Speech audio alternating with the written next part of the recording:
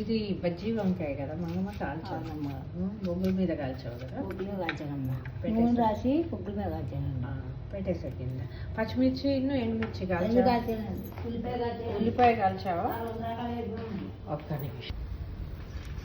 ఉల్లిపాయ బాగా కాలింది కదా, లోపల నుంచి మంచిగా ఎర్రగా కాలుతుంది. ఇది పులుసులోకి తర్వాత దానిలోకి కదా మంగమ్మ బజ్జీ వంకాయ అంతే. సో పచ్చిమిర్చి కూడా కాల్చేసావు కదా.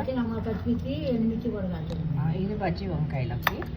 ఆ ఉల్లిపాయలేమో దీనిలో సొరకాయ పులుసులో.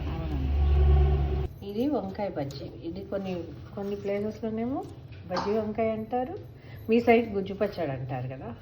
వంకాయ గుజ్జు పచ్చడి, వంకాయ పచ్చడి.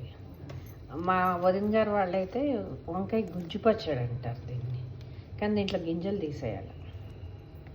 బాగుంటుంది ఇది.